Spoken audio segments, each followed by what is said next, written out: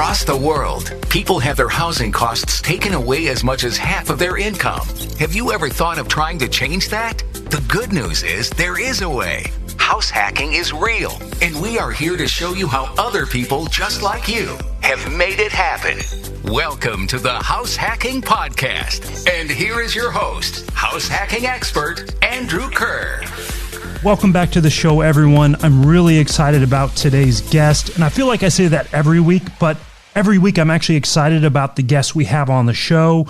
But before we talk about the guest, really quick, if you haven't had a chance yet to check out our new house hacking quick start guide, be sure to go check it out. FiByRia.com/HHstart is the short link for you and get you that quick start guide absolutely free.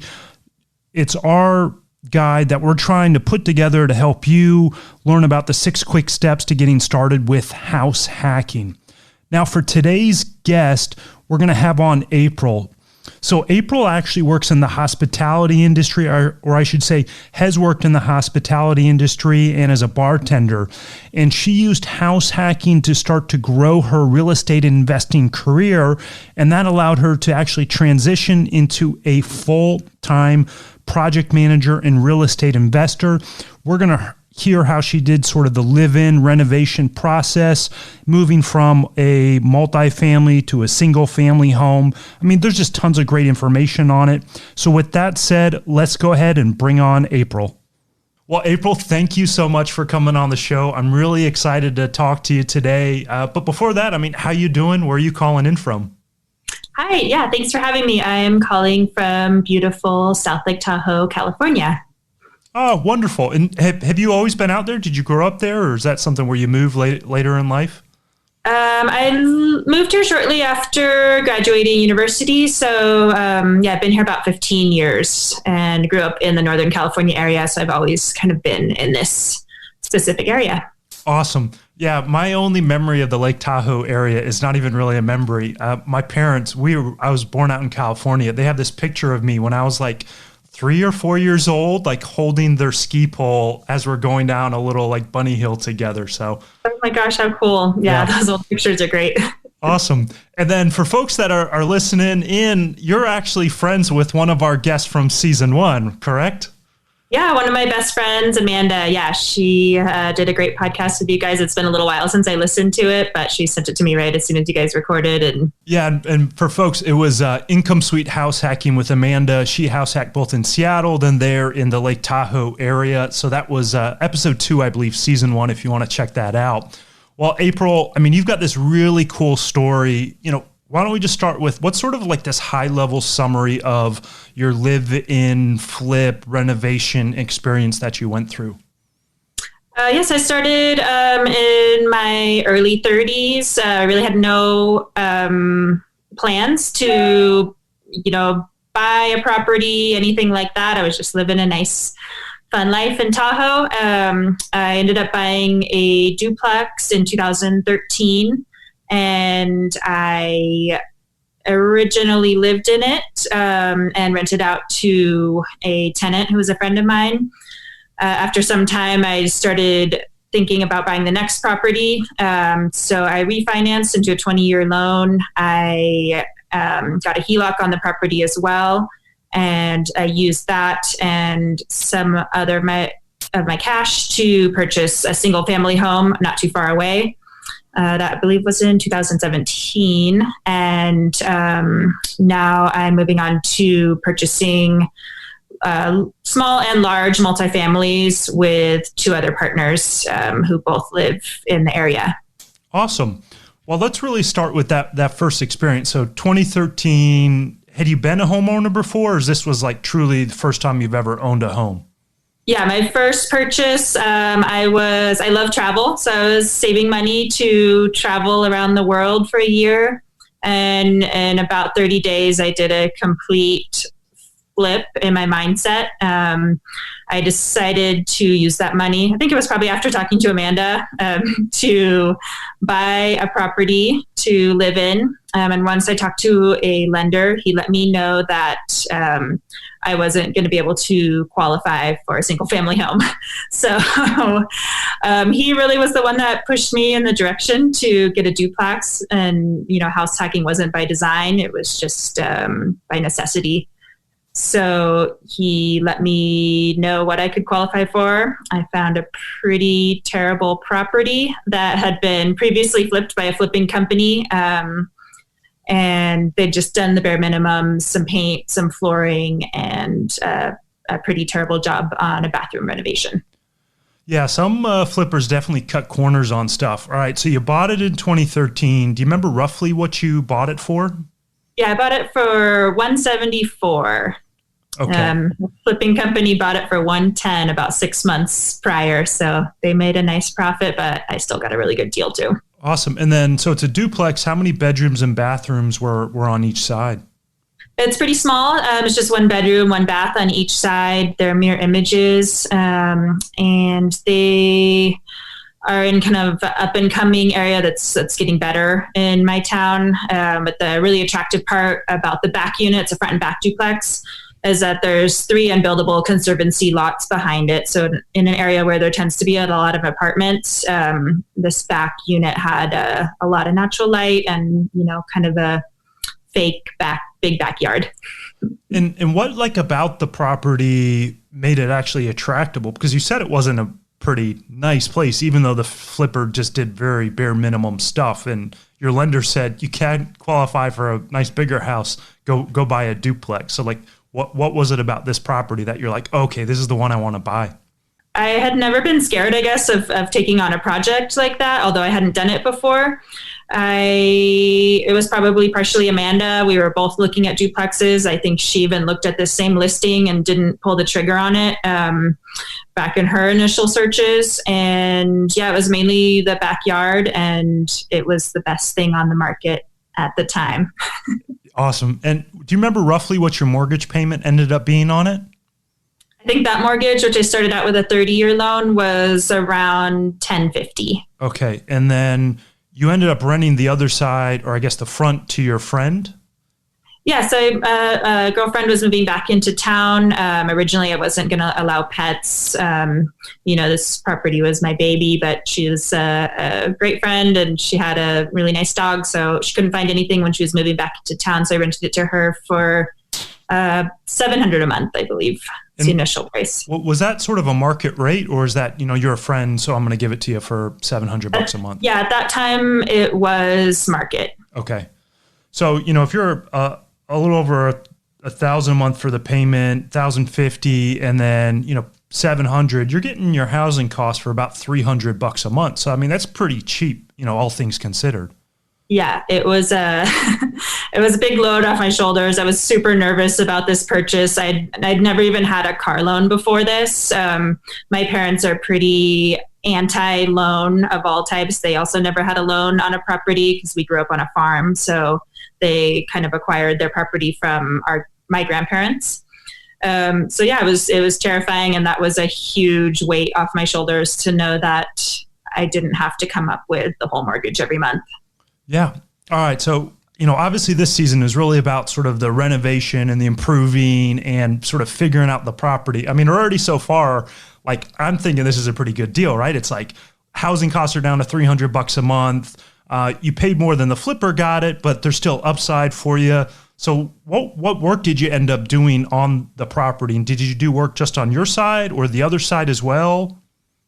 So yes, I did quite a bit of work. My tenant and friend actually moved into the property before I was able to, because I wasn't realistic with my timeline of when I could finish it. But I renovated. I started with the unit that she lived in, which was the front, slightly less desirable unit. I did paint, new drywall.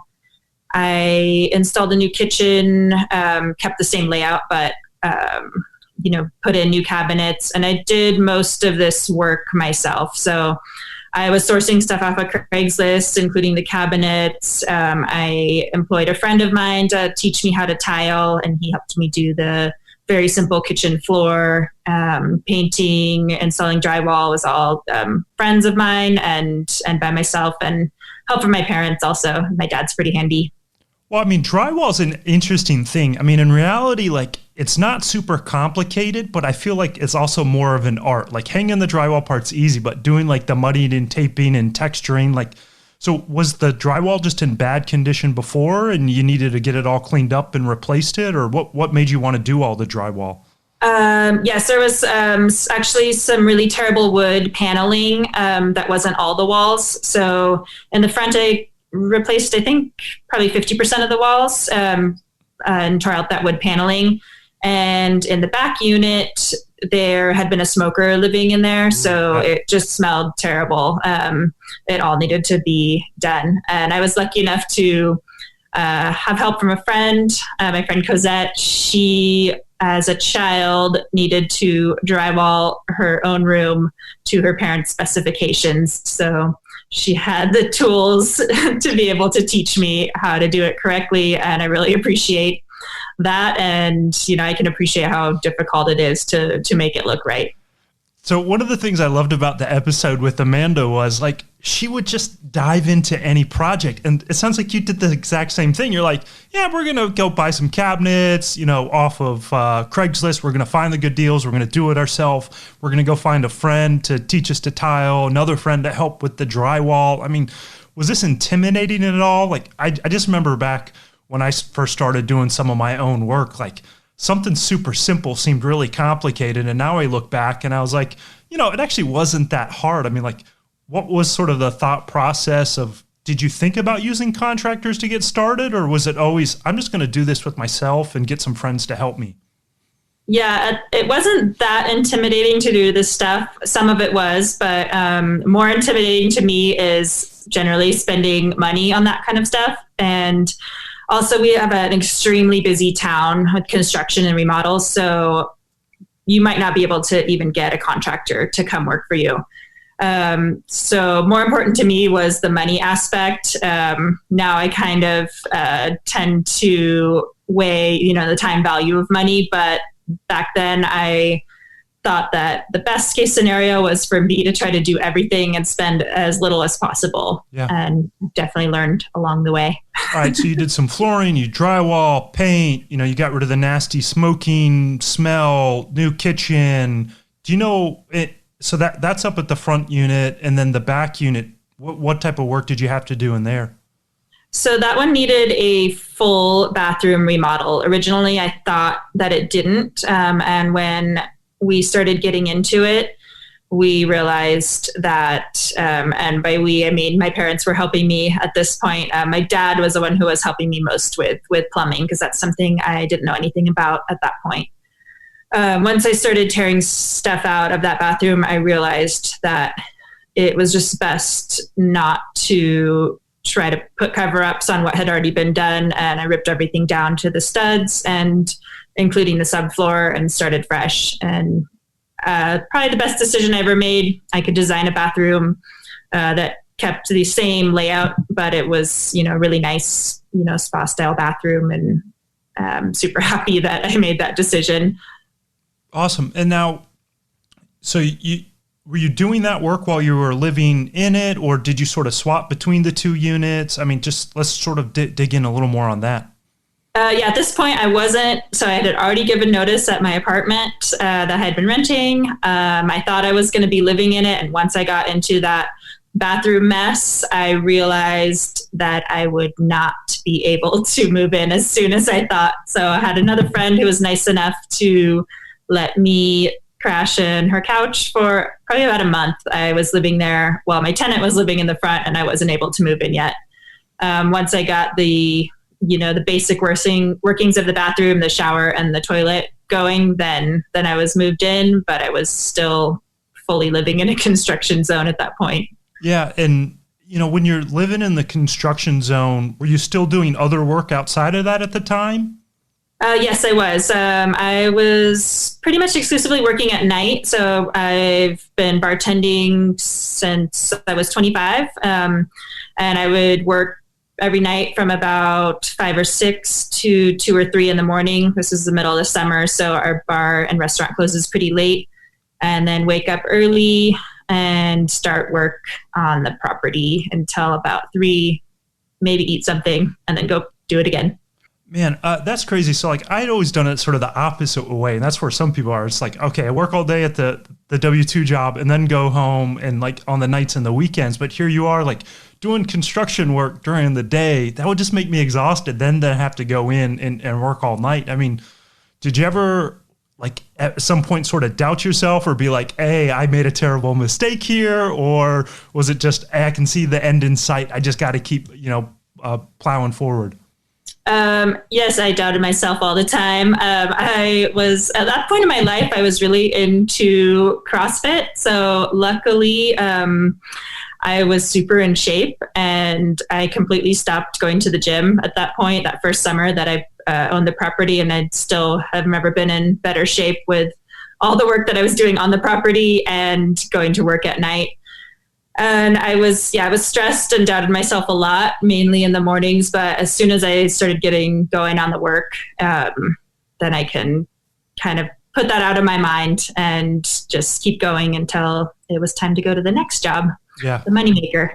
Well, one of the things I loved about doing construction work and stuff like that is like you'd work and it'd be tiring, but by the time you were done, you could look back just even over just a day and you're like, oh, like a quarter of the floor's tiled or half the floor's tiled. Like it's starting to look better. You can see that progress. That always helped me when, you're like, oh my God, did I make the wrong choice? Or like, this is horrible. And then you just start grinding a bit. And then all of a sudden you're like, oh yeah, I remember why I'm doing this. It's looking better. Yes. It's super satisfying, especially with something like tiling. I find that the most motivating because you could really see it coming to light. Yeah, awesome. All right, so you were living in the construction zone in the back unit. You got it all fixed up. I know what happens next. You end up moving out, but how long did you end up living in the duplex total? I lived there for a total of 3 years, I believe, until I bought the next property. Maybe it's 3.5 years. And how much of that time was sort of construction zone? Full construction zone on the interior, I think, was about 6 months. Okay. Awesome. And now, so you're all moved out of it, on to the next thing. What are you getting for rent on the property for each side? What are rents right now today in 2020? So rents today, market's about $1,000 to $1,100 for a studio or a 1-bedroom. And my tenant's paying $1,075. I do supply snow removal. And the back unit that I used to live in that I made a little bit nicer, I converted to an Airbnb. Oh, cool. And I imagine a lot of tourists coming in, that's doing pretty well. Yes, yeah, it does pretty well. It will convert to a long-term rental in approximately a year from today, I believe, maybe a year and a month. So we had some changes in our short-term rental laws, and so it'll convert to a long-term rental after that period is over because I won't hold a permit any longer. And, will that get about $1,100 a month for rent? It should, yes. So something that you mentioned, I just want to call on really quick. Short-term rental is phenomenal, but like in New Orleans where I'm at, it has some of the strictest short-term rental laws in the country. And what you just said is, the city changed regulations and you're not going to have the permit to do short-term rental anymore. A lot of times we'll get into a deal and people will buy a property and it can only really make sense as a short-term rental. I mean, did you know that this was potentially coming down the pipeline of the city limiting the number of short-term rental permits coming, or is this just something where it came up and you had to pivot?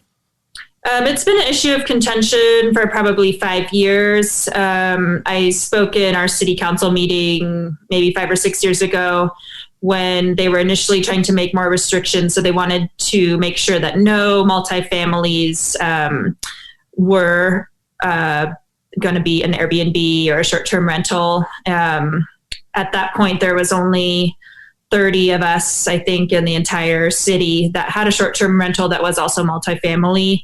So a lot of us spoke and we were able to get grandfathered in. But the new law that passed about 2.5 years ago gave 3 years total. I guess it was 2 years ago, gave 3 years total for any short-term rentals to be in existence outside of a tourist core area. So it's a very small area that will now be allowed to offer short-term rentals in the town.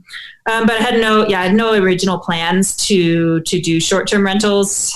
It just made sense for me at that time to do that since I was traveling quite a bit. So I had this empty house that was set up nice. I didn't have, much stuff in it. So that's how I got started with it. And it's been a really good run, but happy to adhere to the law. And, it is a lot of work. Short-term rental is actually, people think it's just money coming in, but it's a lot of time and a lot of work. So it'll be fine when it's not. Yeah. And luckily it's going to cash flow with those changes. So real quick, before we go on to the next property, I know you said you refinanced to a 20-year and you got a HELOC to buy the next property. What are your payments right now for that property roughly? So just slightly more for the 20-year. Looking back, I don't think, based on inflation rates, I don't think I would have refinanced into a 20-year, but it seemed to make sense at the time. So it's $11.75 maybe. Okay. And then you pulled a HELOC on it. How much of that was that HELOC that you were able to get? And then how much of that HELOC did you use for the new property? So I got approved for a $70,000 HELOC, which was just crazy to me. I believe I only used 25 down for the next property in conjunction with some cash that I had. Awesome. All right. So let's jump into this next property. And this next one's a single family property. Is that right? It is. Yep. All right. So how'd you find the property? What made you want to buy it? And then what'd you end up buying it for? How did I find it? I think I was just on the hunt. I don't know why I didn't look for multifamily, but I fell in love with this property since it's on a very small street. It's only about a mile from my other property, but I'd never heard of the street. And it's pretty close to the city center. It's got a beautiful view that I'm actually looking at right now of some also undeveloped land and land that can never be developed. Super quiet, and it had a really nice, usable and electric hooked up shed that was all, used for something else, but that I felt like I could make another room out of. Awesome. And now, did the main house need any work on it? Technically, no, but in my eyes, yes. So it's a typical Tahoe cabin built in 1954, I believe, with some additions. And it's got this style of knotty pine that's stained pretty dark that I really hate, to be honest. A lot of people like that cabin look, but it's not for me. So it had a usable bathroom, usable kitchen, but they also had these terrible drop ceilings. So it seemed very small and dark. And I saw the potential that in the changes I could make. So the property was a good enough condition so you could get a traditional financing loan, but was pretty outdated being, 50 years old. Yes, it was outdated in a style I didn't like and had some improvements, but they weren't done very well. Yeah, and that's, I think, something that I just want to call out for folks that are listening in is if it's in too bad of a shape, you can't get a loan on it, and then you have to go with private money or hard money. So the fact that it was in good enough shape to be livable, it could qualify, but there was potential for a lot of upside because it was just an old, outdated property. So did you originally have plans to okay, I know exactly what I'm going to do, or was it, yeah, I'm just going to do some work over the next, year, 2 years that I'm living in it? I mean, what was your plan once you closed on it? Yeah, so my original plan was the second thing that you said. I just thought it needed a little bit of work. So I'm usually wrong about that, I found out.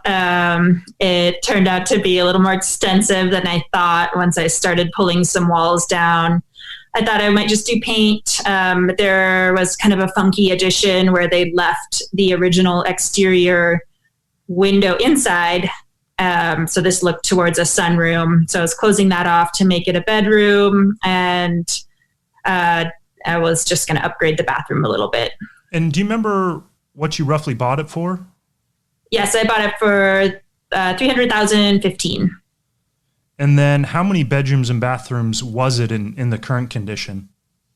Technically, it's only 2 bedrooms plus a loft. The one, sunroom addition that I mentioned with the window, that also technically wasn't a bedroom. So I'm not sure exactly how many bedrooms it was, but the loft is almost closed off. So it's a pretty good private spot. And then did you know, like when you're walking through the property, like, oh, I can close off this sunroom area to make another bedroom? Or is that just sort of happened as you started getting in the house and doing work? Yeah, I could see that was possible. That attracted it. That attracted the property to me. Basically, the location and the nice shed in the back. Cool. So I want to get to that shed. One quick thing, though, is for folks listening in, April is just dropping all these amazing little gold nuggets that are really cool. Where that sunroom, if you can ever find a property that's like a 2-bedroom and you can convert it into a 3-bedroom or a 3-bedroom into a 4-bedroom, it is a really good way to increase the value of the property. So I just wanted to call that out because that's killer. And now you said there's this shed out back with electricity. So, I mean, to me, as soon as you said that, I'm like, ding, ding, ding, ding, ding. Like that would have been awesome. So what did you envision for it and where is it at right now? So I envisioned an additional dwelling unit, which in California is supposed to be allowed across the state, but isn't quite yet. And to be honest, it took me a long time to get really working on that. And when I say shed, it's actually a very nice building. It's quite a bit better than what you think of as a traditional shed. It's got the same A-frame roof as my property. It's got a metal roof. It had a little addition, so it's quite large. I want to say it's 8 by 12, possibly, with probably a 12-foot high ceiling at the apex. Oh, it'd be a really cool little like tiny house accessory dwelling unit. Yes. So that was my original plan. And I've honestly only really gotten started on it during the pandemic, started around like late March. Awesome. And so it had electricity. Was water already out there, or is that one of the projects you had to do is get plumbing out to it? Yes. So plumbing is still on the list, and without giving too much information away, yes, I'll have to do that under the radar. Gotcha. All right. So you bought it for $315. You added this extra bedroom. You did the work to it. Do you know roughly how much you've put into the property so far? This property, probably about $25,000. Awesome. And then do you know, so are you living in it on your own? Are you renting out rooms? I mean, what's sort of the living situation with the home? Yeah, so originally it was just myself, and then moving from such a small spot. So my place in my duplex is only 500 square feet. This is about 1,000. So just about a few months after I bought it, I realized that it was too much space and it was kind of silly for me to be living here myself. So a friend of mine was looking for a room and I started renting out to her. I rented to her about 7 months, and then I had an opportunity to move to Europe for 9 months. So I took that and then I rented it out as a whole while I was living abroad. Awesome. And did you do the work while that first roommate was in there, or did you come back and end up doing all that work sort of after you came back from Europe? I did that all before she moved in. Okay. So I fully remodeled the kitchen, the bathroom, paint, and this time it was a combination of paying for the things that I'm not good at and that I don't like doing, and then doing the work that I am good at or I feel like that I can bring more value to. Awesome. I love that you just said that too. Again, like all these little golden nuggets are just falling out where like you realized, hey, I like doing this stuff, or this is really expensive to pay someone to do, but I can do it pretty well. And then you figure it out and you sort of split up that work. That's brilliant. All right. So you did the work. She moved in. She helped offset some of your cost. What was your mortgage for the property? The mortgage for this property is about $1,750. Okay. And then when you had it rented out by the room, what were you getting for rent? The room is generally about $1,000, and I tend to include utilities no matter what time of year, and I don't increase the price of the room. So they can be quite high in the winter and quite inexpensive in the summer just because of our snow load here. Yeah, but I mean, all in all, though, if you're 1750 and you're bringing in 1,000 from that roommate, that's pretty great. And then my next question was, so you went off to Europe for 9 months. I want to hear so much more about that, just because I'm a big traveler. But what did you end up renting the house for? You said you rented out the whole thing, and was it officially like a 3-bedroom plus loft at this point now? Yeah, I officially rented it out as a 3-bedroom, and I rented it at that point for $2,150 excluding utilities. Oh, awesome! So you had a little bit of cash flow in there. Yeah, if I take into account water, sewer, and trash collection, then I think I'm about breaking even at that point. Did you manage it while you were in Europe, or did you have a property manager in there? I did, and that was an experience. It sounds like there might be a good story in there. Did something break? Did you have some bad tenants? I mean, what happened with that? They weren't terrible, but they were young ski and snowboard bums, and they weren't great at paying rent on time. They always eventually paid, but it was a lot of stress for me living abroad, wondering what was going to happen and when the rent was going to come in. Yeah, I can only imagine. So, I mean, looking back, would you have hired a property manager if you were going back to Europe for an extended period of time, or would you still try to manage it remotely? I would still manage it remotely. I just learned that I need to do a better job with my due diligence and my tenant screening. They didn't meet my requirements in terms of credit check, but in income they did. So I required an additional deposit, which is legal in California, to do so if they don't meet your original requirements. And that was kind of my backup plan, my saving grace in the back of my mind, that I did have additional deposit from them should they default completely. Yeah. Okay. So they didn't meet your criteria. You thought, looking back, you would have just stuck to that and thought, yes, hey, the absolutely. extra deposit wasn't really worth it. It seemed like it could have been worth it, but wasn't. Yes. Awesome. I mean, again, another little amazing golden nugget is, get your criteria and then stick to it. And part of it is we just got to go through the process to realize is make some of these little mistakes. And I've made plenty of them is, all right, I'm not doing that again. I learned from that lesson and it helps you go forward. All right. So real quick, what'd you do when you went off to Europe? So I was studying wine and wine tourism. Oh. I lived in north of Spain and in Bordeaux. That would have been so awesome. I'm a little jealous. Cool. Especially right now with COVID, can't travel. We've canceled two of our trips to Europe that we had planned this year. So I am a little jealous. But yes, I'm very lucky to have done the travel that I did before that and to fulfill that dream of living in Europe. Yeah. Awesome. All right. So you had the cool experience. You came back. You're now in the house. Are you still renting out the rooms? I am, little by little. I don't take a roommate for a long period of time. And actually, right when I got back from Europe, I got a house sitting opportunity. So I lived in that house sit for 4 to 5 months, I believe, and I rented this place out to a family. Once I moved back in, which was October, I started taking on roommates, just kind of piecemeal. So I do a wintertime contract for 4.5 months. I took a 2-month contract. And then right now, because of COVID, I am just staying put by myself. Yeah. I mean, it's sort of nice, though, if you're going to do these shorter term rentals of get someone in and it's not the Airbnb that's turning over, every night or once a week, but sort of have someone in for a little bit longer period of time. Then you get the space to yourself for a while and then you get someone else back in. Yes, I considered renting Airbnb by the room, and then I quickly realized that I'm so busy that was crazy. So it's better for me to have a long-term renter. And so with the regulations in the town, can you actually rent by the room, or is that... You can. That's the loophole, but not now since COVID. Okay, yeah. All right. So, I mean, this is a pretty cool story of you bought the duplex as your first ever property. You lived in a construction zone and you rented it out. You used that to sort of help leverage and buy a single family project that had, several months of living in a construction zone, adding an extra bedroom, giving you the chance to go off to Europe for 9 months.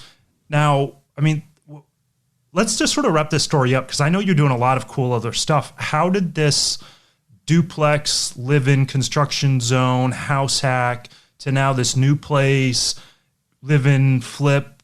I mean, you haven't technically sold it, but sort of adding the value and the construction there. And what are you doing now with your time? So I've partnered with another woman who's based in the same area, and her existing partner. We've, in the past 6 months, invested in a fourplex in Reno, Nevada, which is a complete remodel, not tear down, but I mean, it's 90% needs to be remodeled. We're in the middle of that right now. And we also purchased a fourplex in Carson City, Nevada, which is a bit closer. That was a slightly easier remodel. So that one, from purchase in April, beginning of April to now, has been flipped and fully rented out. So that was our success story. And the other fourplex, we'll see. And is this now your full-time job, or do you still work in the hospitality industry and you're just using the real estate investments to sort of build longer-term wealth? I was working very part-time in the hospitality industry. Most restaurants closed down for at least 3 months. I did go back for a short period of time, but I will be transitioning out of that, I think, probably within the next 2 weeks. On the side, also in real estate, I manage Airbnbs. So that's my own, another of my business partners and another partner. So that'll bring in the majority of my income. Awesome. That's so cool that you're able to go through this whole experience and learn and leverage it into sort of, multiple businesses. Yeah, I know that my love is real estate. And I think you had asked about, how this duplex started everything. It was just the catalyst. Once you get the first property under your belt, you can really go anywhere. It's just getting that first one. And it was terrifying, but I feel a lot more comfortable with buying properties, with flipping them, and now primarily hire contractors to do the work. But the great thing about starting to do your own work, live and flip, is that you really gain this vocabulary, the knowledge to be able to speak to those contractors, those subcontractors and trades people, so that you know what you're talking about, and you're not getting ripped off, and they appreciate it and it'll help you in the long run. Yeah, that's awesome. That's a really great tip. Well, April, I'm really glad you're able to come on and share your story today. But before we let you go, we like to ask all of our guests a set of final 6 questions. Are you ready for them? Yes. The famous 6.